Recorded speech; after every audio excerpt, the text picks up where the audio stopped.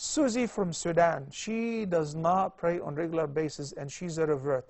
Susie, if you were to know the virtues of praying on regular basis, the peace of mind you will get.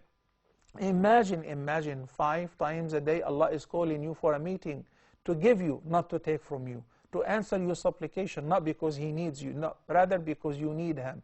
And as you heard us earlier, because we're human beings, we do a lot of mistakes. So when we pray on regular basis, regular times, they automatically erase all those minor sins, even without realizing. Innal hasanati yudhibna as-sayyi'at.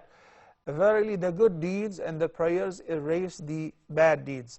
And what really recognizes a person as a Muslim is a prayer. If a person does not pray, he's not a Muslim. If a person does not pray on regular basis, he's subjecting himself or herself to the anger of Allah. The prayer is to benefit you, is not to benefit Allah. It will not increase Allah's domain, but to maintain your faith, to make you a strong believer, to make you a devout worshipper, to erase your sins. So as-salah literally is a connection between the servant and his Lord. So Susie, I hope inshallah you will not miss a single prayer and offer them on time.